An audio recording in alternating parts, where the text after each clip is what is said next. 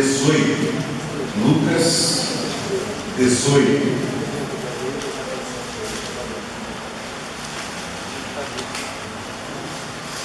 Evangelho de Lucas, capítulo 18, os versículos 35 a 43.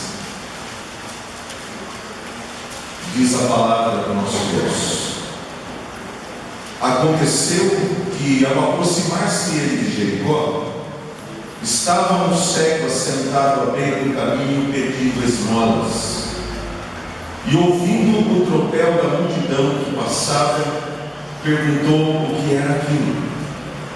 Anunciaram-lhe que passava Jesus, o Nazareno. Então ele clamou: Jesus, filho de Davi, tem compaixão de mim. E os que iam na frente o repreendiam para que se calasse. Ele, porém, cada vez gritava mais: Filho de Davi, tem misericórdia de mim. Então parou Jesus e mandou que o trouxesse. E tendo ele chegado, perguntou: Que queres que eu te faça? Respondeu ele: Senhor, que eu torne a ver. Então Jesus lhe disse: Recupera a tua vista, a tua fé te salvou. E imediatamente tornou a ver e seguiam glorificando a Deus.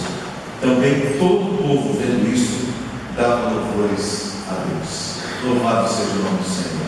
Vamos orar mais uma vez, irmãos. Vou pedir para a nossa irmã Silvia que nos dirija a Deus a oração.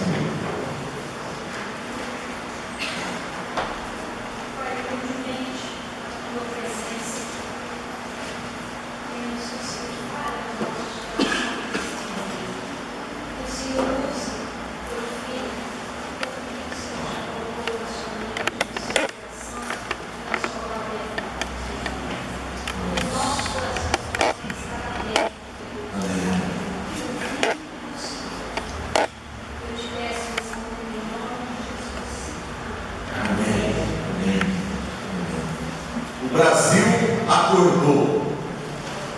É o grito dos manifestantes nas ruas, né? O Brasil acordou. Tudo começou com um grupo de estudantes que reivindicavam a diminuição do valor dos transportes, das tarifas de transportes. E com o grito desses jovens, outras pessoas aproveitaram a oportunidade para se levantar também, manifestar-se, reivindicando tantas outras coisas, esperando que os nossos governantes eles possam abrir o coração ao clamor da população que pede por mudanças tão importantes para o nosso país. Como esse povo que sai pelas ruas, Jesus também teve o seu ministério bem especial nas ruas e nas casas, nas cidades, pelos campos. É interessante quando nós estudamos o ministério de Jesus, porque nós vemos Jesus muito pouco no templo. Somente 2 vezes na palavra de Deus registra-se que Jesus falou no templo. E aliás, alguns comentaristas bíblicos chegam até a ter dúvida se ele foi 2 vezes ao templo ou uma só, pelo fato de que no Evangelho de João, uma das vezes que Jesus esteve no templo foi logo, parece, no início do seu ministério, e as demais já no final do seu ministério. Porém, o Evangelho de João ele não traz uma ordem cronológica dos fatos como os outros evangelhos o fazem. Então, nós não sabemos quantas vezes de fato Jesus esteve no templo falando, talvez 1 ou 2, quem sabe. Nas sinagogas, algumas vezes durante o início do seu ministério. Porém, era nas ruas, nas praças, nas estradas, que Jesus realizou a maior parte do seu ministério terreno. Em uma de suas indas e vindas do seu ministério pelas ruas e pela cidade, Jesus está chegando a uma cidade chamada Jericó. E lá naquela cidade chamada Jericó, uma cidade até famosa biblicamente, havia cego, o nome dele não está aqui, mas nós sabemos pelos outros textos bíblicos que o seu nome era Bartimeu, ou filho de Timeu, né? Já que esse prefixo Bar significa filho. Então ele era filho de Timeu, um certo Timeu. Devia ser alguém conhecido até o seu pai. Mas ele era o cego, ele era um mendigo que ficava ali na entrada da cidade pedindo esmolas, sempre esperando que alguém pudesse suprir as suas necessidades.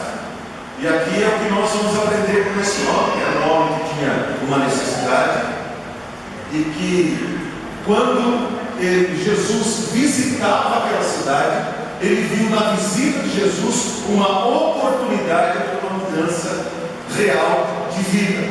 E o que é que esse homem ele vai fazer?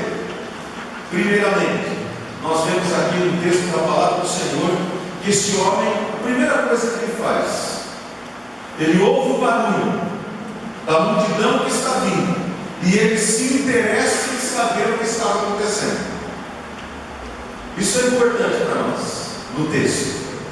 Ele é um homem que está ali esperando que as pessoas passem e lhe deixem uma esmola. Mas há um movimento diferente naquele dia.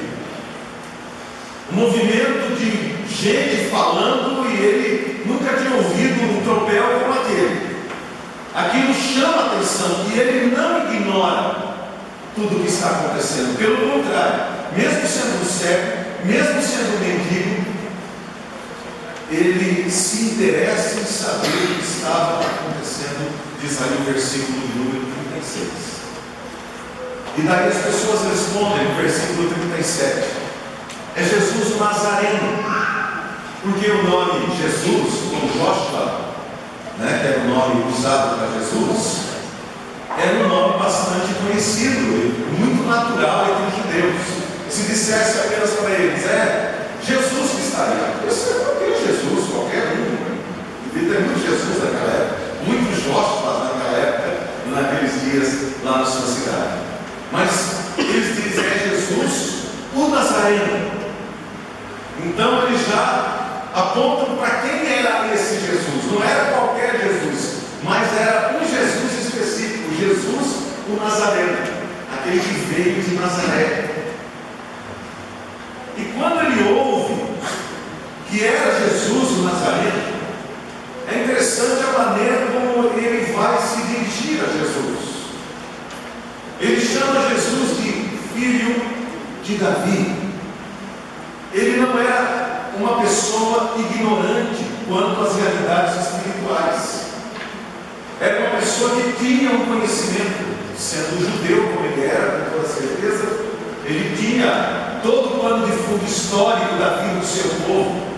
Apesar de viver na mendicância, apesar de ser cego, apesar de todas as aflições pelas quais aquele homem passava, ele tinha um certo conhecimento a respeito da história de Israel e que o Messias seria descendente de Davi. Então ele era um homem que, apesar de tudo o que ele estava sofrendo, era um homem que ainda tinha esperança. Ele revela essa verdade no seu coração quando ele chama Jesus de filho de Davi. Porque para nós, às vezes, essas expressões bíblicas, elas até não têm muito sentido no primeiro momento, a não ser quando nós conhecemos um pouco da história bíblica, um pouco da revelação da palavra de Deus, nós passamos a entender então o que significa essa expressão filho de Davi. Filho de Davi é o Messias aguardado, o Messias esperado, o Cristo que viria, prometido pelos profetas lá no Antigo Testamento, que o povo de Israel deveria de aguardar, que esse Messias, o Cristo, que é a mesma palavra, Messias, no hebraico, Cristo, no grego, mas a mesma palavra, o ungido de Deus, que viria para transformar toda a realidade da nação de Israel. E ele é aguardado, esse Messias. E quando lhe dizem que é Jesus o Nazareno, a fama de Jesus que o precedia em todas as cidades por onde ele ia passar, então esse homem se interessa em saber o que está acontecendo. O que é que está acontecendo? E essa curiosidade santa, o leva então ao segundo passo. E qual é esse segundo passo? Esse segundo passo está no versículo 38, que diz assim: então ele clamou: Jesus, filho de Davi, tem compaixão de mim. Então esse homem não só se interessou em saber o que estava acontecendo, mas esse homem também se dispôs a correr atrás da oportunidade que Jesus estava passando, chamou a atenção do seu coração. Esse homem se dispôs a correr atrás da oportunidade. Eu pergunto, meus irmãos, era um homem necessitado, como eu já disse, um mendigo, como eu já disse, um cego, como eu já disse aqui. Mas quem era mais interessado em que alguma coisa acontecesse diferente na vida dele era ele mesmo. Era ele mesmo. Ninguém tinha mais interesse de haver uma mudança em sua vida do que ele mesmo. E ele corre atrás disso. Mas para correr atrás, ele tinha que enfrentar barreiras. Ele tinha que passar por determinadas barreiras. A primeira dessas barreiras era ele mesmo. Era ele mesmo.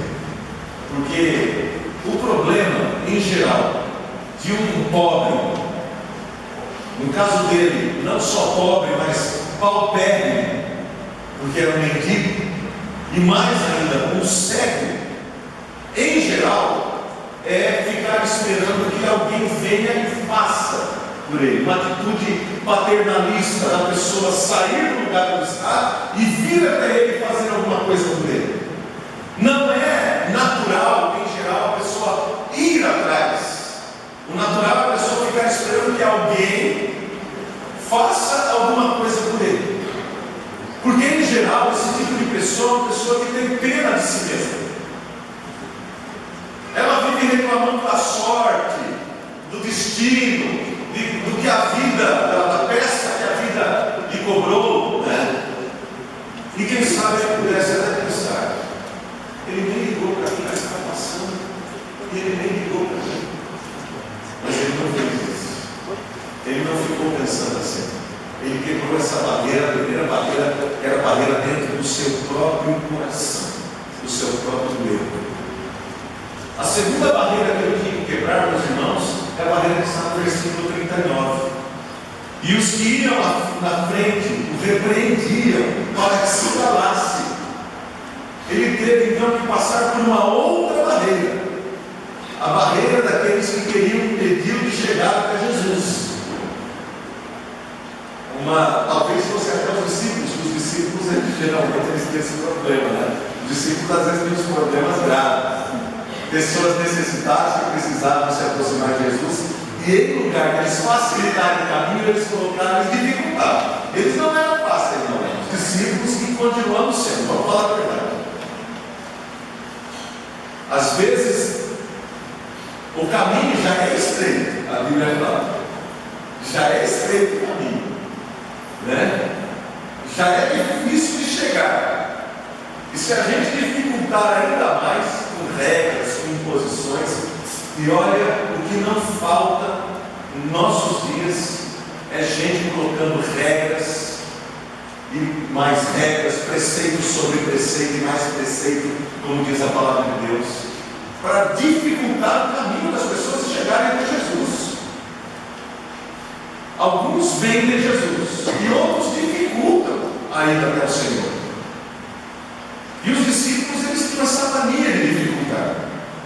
E talvez aqui os discípulos me perdoem se eu estou falhando com eles, né? Porque não falo que eram os discípulos, mas os que iam à frente. Mas alguém estava tentando impedir aquele homem de chegar até Jesus e mandando ele: cala a boca, para de clamar. Como se eles estivessem talvez pensando assim: o mestre tem coisa mais importante. O mestre tem coisas mais importantes. Ou quem sabe até porque Jesus estava indo para Jerusalém, que eles não queriam que as pessoas lá em Jerusalém recebessem Jesus de maneira meio inconveniente. Mas era impossível, porque uma multidão estava seguindo a Jesus. Não tinha como não fazer alarde a respeito da chegada na cidade de Jerusalém. Era impossível. Mas então alguém está impedindo esse homem de ir até Jesus. Mas ele também passa por cima dessa barreira. O que ele faz? Se alguém está falando alto, ele fala mais alto. Porque ninguém poderia impedi-lo de ir até Jesus, de buscar, de correr atrás da oportunidade que ele viu na visitação de Jesus naquele dia. Que importante, irmãos, ele não ficou esperando sentado, ele não ficou ocioso ou reclamando, mas ele foi atrás. E mesmo com todas as suas limitações, ele foi atrás. E ele tanto insistiu que ele chama a atenção de Jesus. Jesus para e se volta para ele, diz o versículo 40. Então parou Jesus e mandou que lhe trouxessem. E tendo ele chegado, faz uma pergunta então para esse homem. Meus irmãos, é verdade que a palavra de Deus diz assim, que Deus tem misericórdia de quem ele quiser ter misericórdia. Compadecer-lhe de quem quiser eu ter compaixão. É o que a palavra de Deus diz. Essa é uma verdade. É um lado da verdade. Porém também há outro lado da verdade, que o Senhor diz na sua palavra, que quando nós o buscamos de todo o coração, ele se deixa achar. Por isso que lá em Isaías, a palavra de Deus vai dizer assim: fui buscado dos que não perguntavam por mim. Fui buscado pelos que não perguntavam por mim. E a palavra de Deus vai dizer em Hebreus, no capítulo 11, que Deus se torna galardoador dos que o buscam. Ele tem compaixão sim de quem ele quiser, ele é o Deus soberano.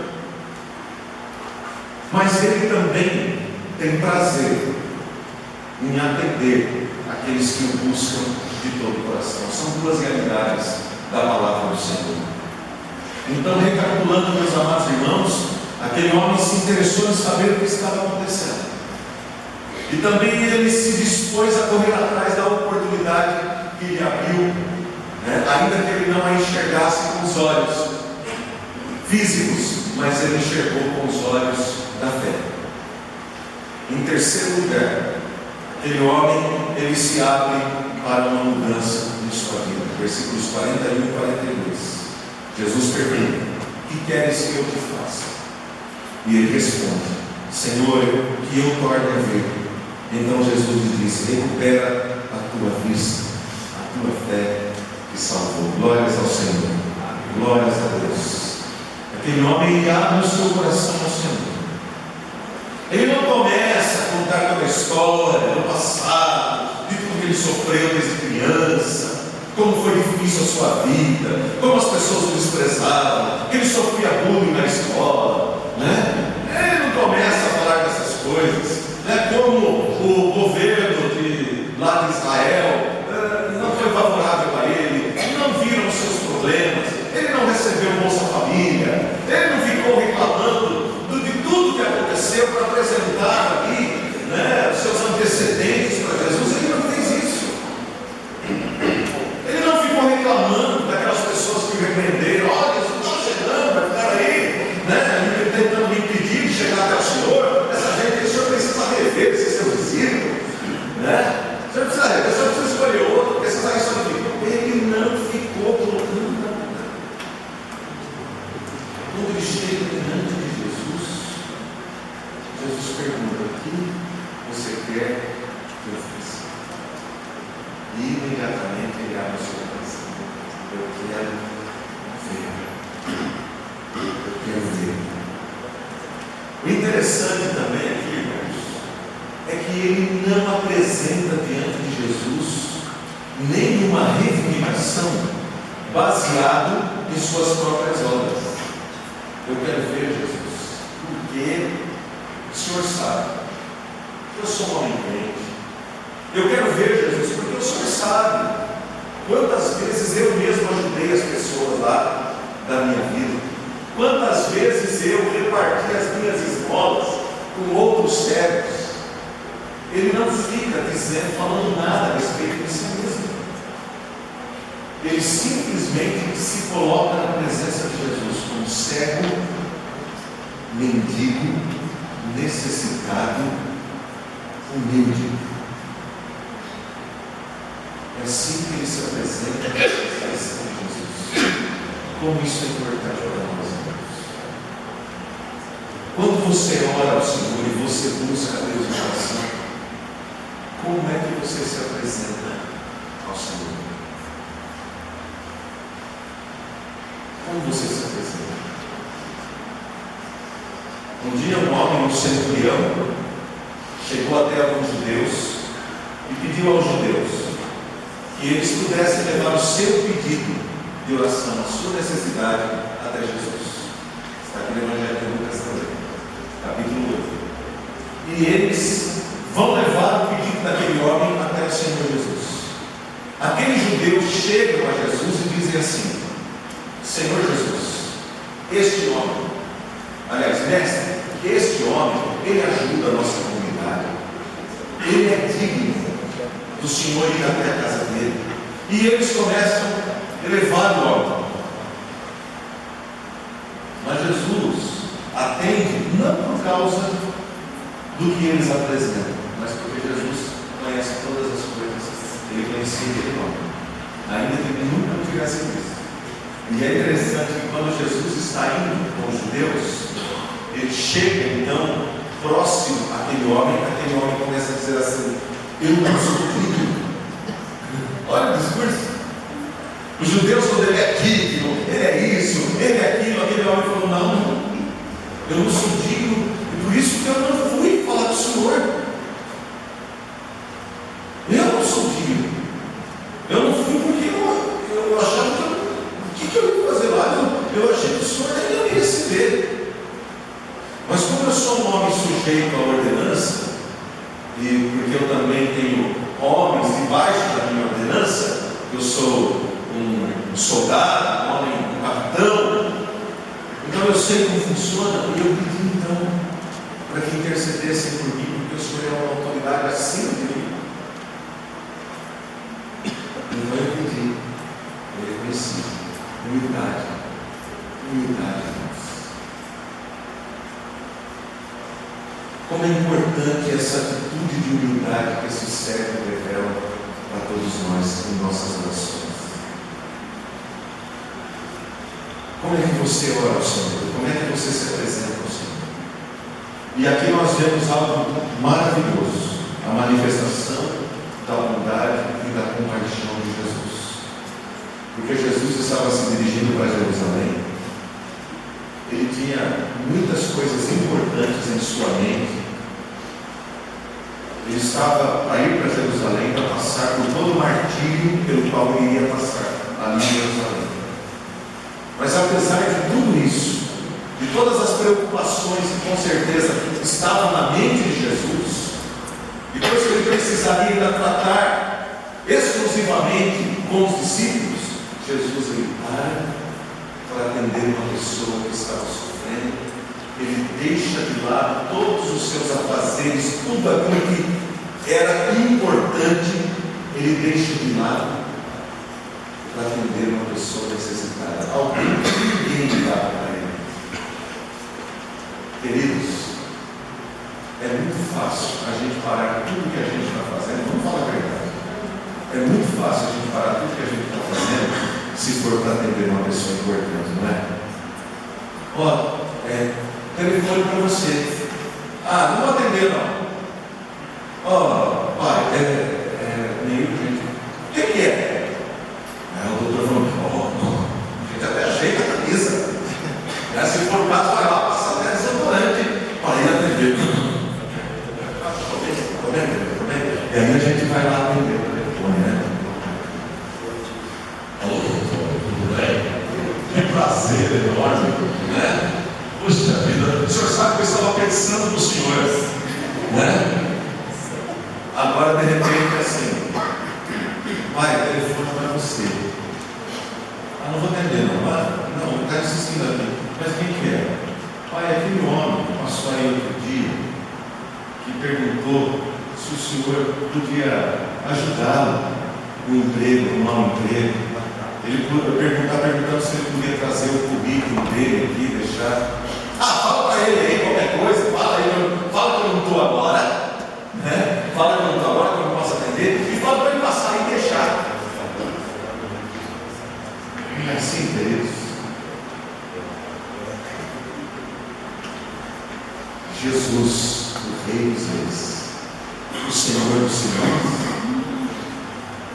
aquele no meio do qual todas as coisas foram criadas, aquele que é o Supremo Senhor do Universo,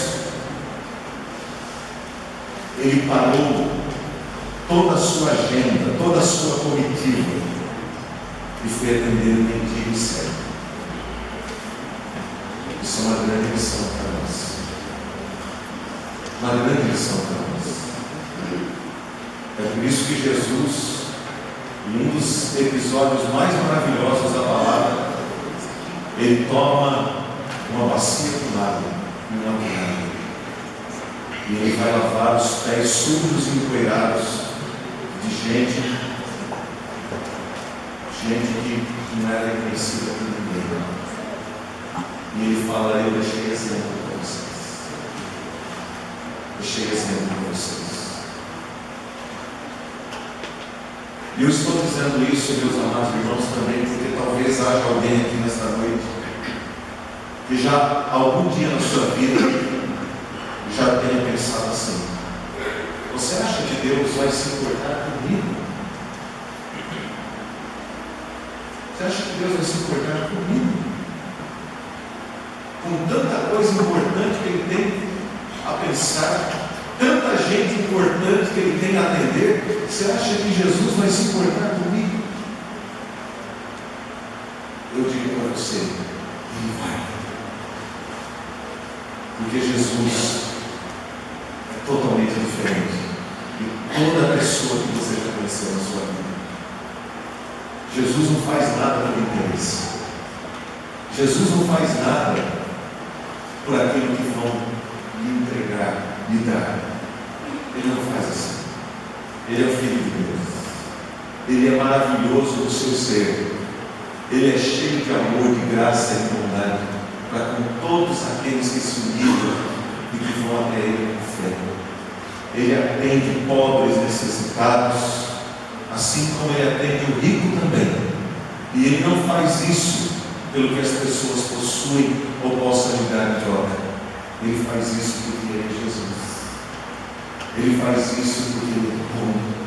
Ele faz isso porque Ele é cheio de compaixão. Ele faz isso porque Ele é misericordioso. E Ele faz isso porque Ele nos ama.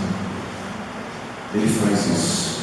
E quando nós vamos a Jesus com o coração aberto, irmãos, como foi em Bartimeu, nós podemos receber muito mais do que nós pedimos. Bartimeu pede a Jesus: eu quero ver. E o que é que Jesus faz por ele? Jesus não somente lhe devolve a vista, mas Jesus também diz, olha aí no versículo 42, no final do versículo, diz: a tua fé te salvou. Você não vai ser apenas curado do seu problema passageiro e temporal da vista. Eu vou fazer muito mais. Eu vou salvar você. Esse é o nosso Deus. Esses dias atrás nós vimos aqui o texto de Efésios capítulo 3. E lá no versículo 21 está escrito o quê? Ora, aquele que é poderoso para fazer infinitamente mais do que tudo quanto pedimos ou pensamos, conforme o seu poder que opera em nós, a Ele seja a glória. A Ele seja a glória. Ele faz infinitamente mais do que tudo quanto pedimos ou pensamos. Esse é o nosso Deus. No versículo 43, nós estamos quase concluindo já a nossa mensagem. Diz assim: imediatamente tornou a ver e seguiam glorificando a Deus. Também todo o povo vendo isso dava louvores a Deus. Queridos irmãos, Bartimeu, cheio de gratidão no seu coração, ele se torna discípulo de Jesus. Ele realmente, na prática, ele demonstra que aquilo que Jesus fez por ele, não só curado da cegueira, porque você sabe muito bem que havia pessoas que eram curadas por Jesus e que nem voltavam para dar glórias ao Senhor, nem voltavam para agradecer. Mas esse homem não, ele não só voltou para agradecer, ele seguia Jesus. Isso indica que ele assumiu um compromisso com o Senhor Jesus de se tornar um discípulo de Jesus. Um comentarista bíblico inglês de séculos passados, ele escreveu algo sobre isso. Ele disse assim: a menos que sintam que são devedores a Cristo por causa do perdão, da paz e da esperança que receberam, os homens jamais tomarão a sua cruz, confessarão a Jesus diante do mundo e viverão para Ele. Só quando você tem plena convicção, e essa plena convicção é o Espírito Santo que produz em nós, não somos nós. Se alguém se acha merecedor de alguma coisa, vai pegar a bênção e vai embora, vai ficar com a bênção, mas não com Cristo. Mas aquele que reconhece que não era digno, aquele que de verdade se humilha na presença do Senhor e foi abençoado pelo Senhor, ele não só vai sair com bênção, mas ele vai se tornar um discípulo de Cristo.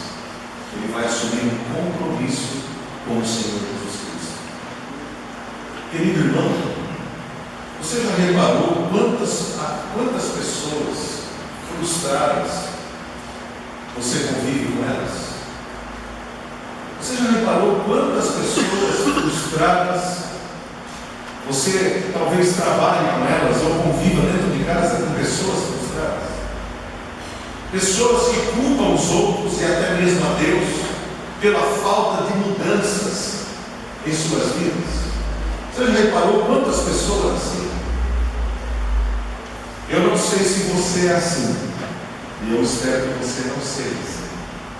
Mas uma coisa importante, caso você seja assim, uma pessoa que sempre culpa os outros e até mesmo a Deus pela sua vida não mudar, pela sua vida estar como está, eu quero dizer para você: pare de culpar os outros, pare de ter pena de si mesmo, em nome de Jesus. Volte-se como aquele cego se voltou para Jesus, em humildade, cheio de esperança, porque assim como Jesus passou naquele dia em Jericó, Jesus também está vivo, Ele está entre nós. E como aquele cego, aproveite a oportunidade que você tem, se interesse em saber o que Cristo é, o que Ele pode fazer em sua vida. Em lugar de ficar olhando para as barreiras, para as dificuldades, ou culpando os outros, agarre a oportunidade que Deus lhe dá de mudar de vida e abra-se para que a mudança ocorra no seu coração. Abra-se para que a mudança ocorra. Não fique sentado, ansioso, de braço cruzado, esperando que alguma coisa aconteça. Não, busque, é o que você tem ouvido. Busque, empenhe-se em alcançar essa mudança que o Senhor oferece para você. Lembre-se do seguinte, que como cristãos, pela consciência que nós já temos de tudo que Cristo fez por nós, é um pecado. Grave isso na sua mente. É um pecado você simplesmente pensar assim: se Deus quiser fazer, Ele vai fazer. Sabe por que é um pecado? Porque você sabe que Deus quer fazer. Esse é o maior pecado. O maior pecado é quando a gente é consciente de que Deus quer fazer e nós não cooperamos com Ele em nada. Nós ficamos só sentados, né? Não, se Ele quiser me mudar, né? Ele vai mudar, porque é Ele que opera em mim, tanto querer como realizar. Então Ele vai operar em mim, Ele vai trazer o querer para o meu coração e o realizar também. Mas será que é isso que é a palavra de Deus? Nós precisamos ver toda a palavra de Deus e não os versículos isolados que a gente gosta para justificar muitas vezes a nossa preguiça espiritual. Então, querido queridos irmãos, Deus pode, Ele pode e Ele quer. E o que Ele quer dizer para nós é que aquilo que Ele quer tem que ser também o nosso querer. Nosso querer. Seja feita a tua vontade, assim na terra como no céu. Esse é o querer de Deus. Eu quero que a tua vontade seja feita. Como? Eu tenho buscado a vontade de Deus para a minha vida. Aquele homem buscou, irmãos. E hoje é o nosso tempo. Hoje é a nossa vez. O Brasil acordou? Espero que sim. Espero que não seja nada passageiro. Você acordou? O Brasil acordou. Eu acordei. Que Deus nos esperte para mudança, grandes mudanças em nossa vida, para a glória de Deus. Amém, queridos? Glórias ao Senhor. Nós vamos